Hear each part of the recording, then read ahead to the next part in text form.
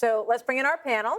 Brit Hume, Dana Perino, Harold Ford Jr., Kellyanne Conway, and Karl Rove. What a great group we have to go through this evening. And as Bill was saying, Brit, we are just getting started.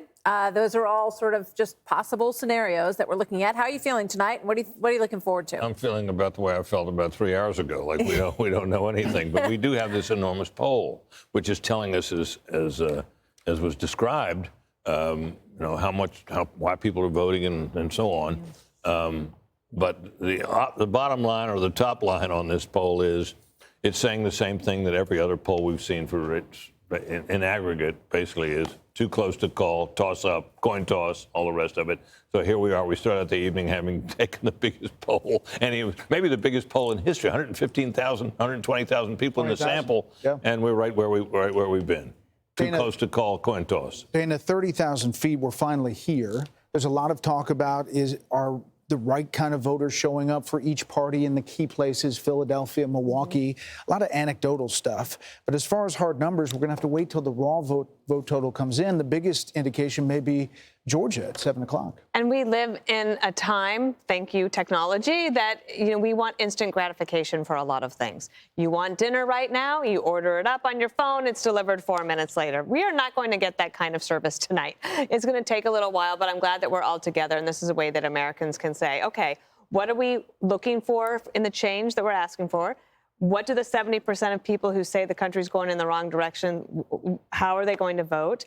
And also, you have two different campaign styles. You have President Trump. He was ruthless, fierce, energetic, talked to everybody, doing everything he possibly can. And it may work. And then her campaign was very cautious. It was truncated, short. And she was almost a quiet campaigner. And it may work. And the other thing I'm looking at tonight is this is a very different election for all of us for how people are getting their information. There's a lot of different ways to get it. You can find a lot of different ways here at the Fox News channel and all of our other properties, but that is going to play a role in this results tonight. Yeah, Harold, when Dana says that about all the different ways people get their information, I'm thinking about the podcast, how many hours these candidates have spent talking to people that I think a lot of Americans had never heard of before these candidates started speaking with them. But we have a little bit of, information from this Fox News voter analysis that we're pouring over. What's really standing out to you tonight, Harold, as you look at all this? First off, good to be with everybody. Second, if you're in line to go vote or you have family or friends in line to go vote, please vote. We want everybody to vote.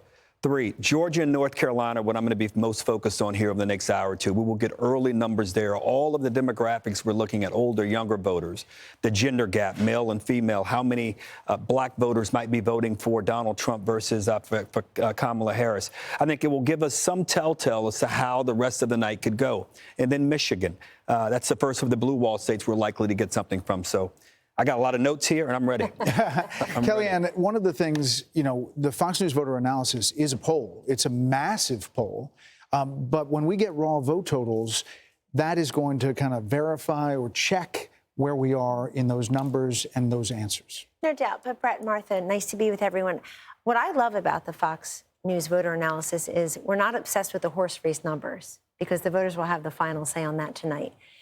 You're asking questions of Americans that Americans are asking each other and themselves when they go into that ballot box. And that's what I appreciate. 60% are saying their top issues are economy, inflation, immigration, border security. 70% are saying we're off on the wrong track.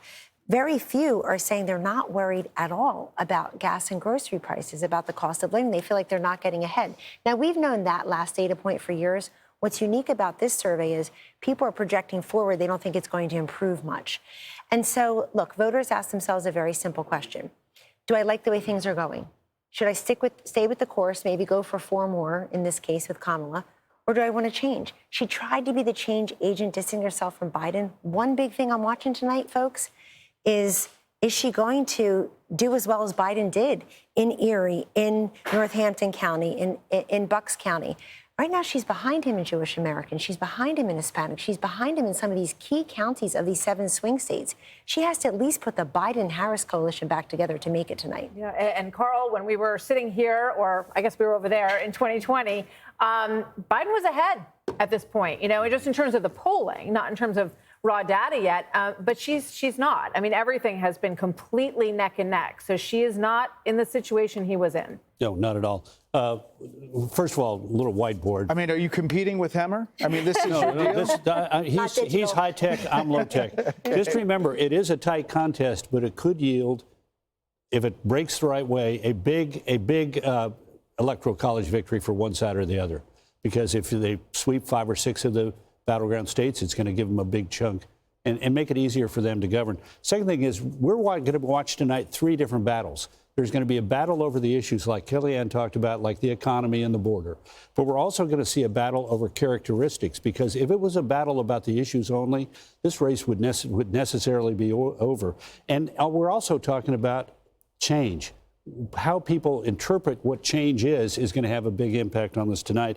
And then finally, we're going to have the impact of third parties. Watch it tonight. This could be 2016 all over again, where a third-party candidate, Jill Stein, got more votes in Wisconsin, Michigan, and Pennsylvania than Hillary Clinton lost by, or 2020, where Joe Jorgensen, the Libertarian candidate, got more votes in Arizona, Georgia, and North Carolina. And in testimony to the founder of and the godfather of the whiteboard, our man, Tim Russert, it's going to be Pennsylvania, Pennsylvania, Pennsylvania tonight. 2 boards. He's got lots of Sharpies. It's going to be a long night. To your point, Robert F. Kennedy Jr. is on the ballot in Michigan and Wisconsin. And if that comes down to the wire, we may be talking about that later on. Yeah, I mean, what a ride that has been. He tried to get on the ballot, then tried to get off the ballot. Then he supported President Trump, and he could potentially be a spoiler in Michigan and Wisconsin. We don't know that yet, but we're going to wait and see. We're going to be watching that for sure. I'm Steve Doocy. I'm Brian Kilmeade. And I'm Ainsley Earhart. And click here to subscribe to the Fox News YouTube page to catch our hottest interviews and most compelling analysis.